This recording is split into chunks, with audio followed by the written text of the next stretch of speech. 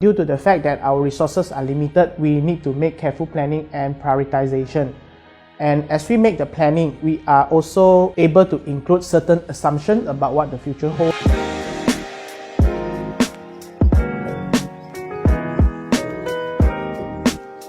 Comprehensive financial plan is a financial plan that covers all important aspects of personal finance, and it also integrates the client's personal core values with finance. The areas that covers are such as cash flow and debt management, risk management and insurance planning, investment planning, education fund planning, retirement planning, tax planning, and estate planning. In general, this is a planning process whereby the financial planner and the client would look at the client life as a totality, where the importance and impacts of each areas are not neglected or omitted.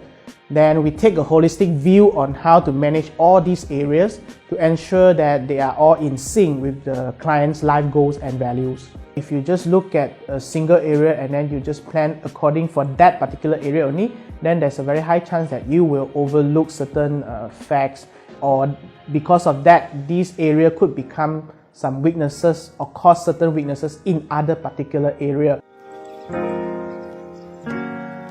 Well, our situation and reality is not static, but rather it is very dynamic and it is ever changing as the day goes by. Based on that, generally our short-term wants are quite unpredictable. However, if you look at it, our major life goals that are usually medium to long term, such as when to get married, when to retire. These are things that you don't change overnight. And as we make the planning, we are also able to include certain assumptions about what the future holds. For example, like what is the inflation rate. Hence, it is very likely that we will have to do periodic review, like perhaps once a year, to gauge if those assumptions we made in the initial stage still true or it has changed drastically.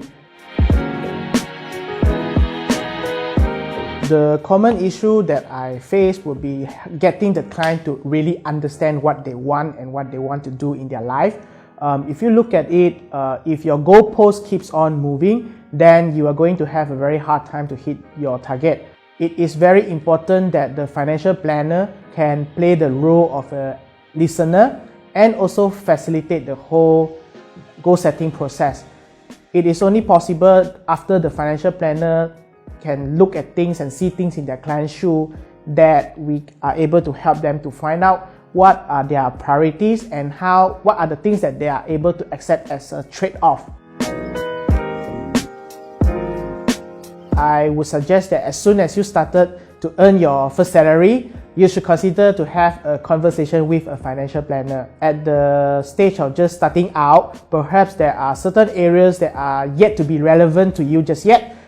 For instance, perhaps estate planning, but having a discussion on this, having a conversation about this will allow you to understand that, and it will give you a good idea about what you should do when you have reached that stage later. Generally, if a person has a family, children, and you are in the middle income group, I believe you have a very compelling case to get a comprehensive plan done for yourself.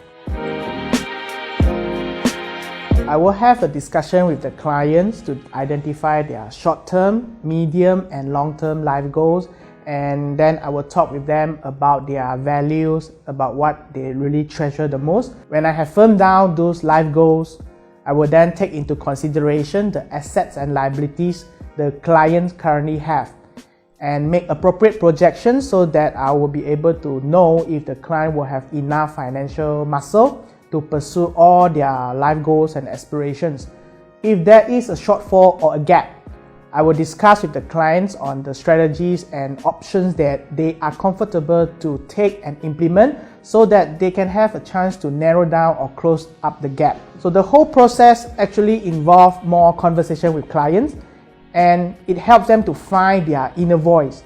The client is the core to everything. You can find me on social platforms such as Facebook and LinkedIn. Or you can read my regular monthly column in Smart Investor and Property Insights magazine. Or you can even find me at SmartFinance.my and drop me a message there.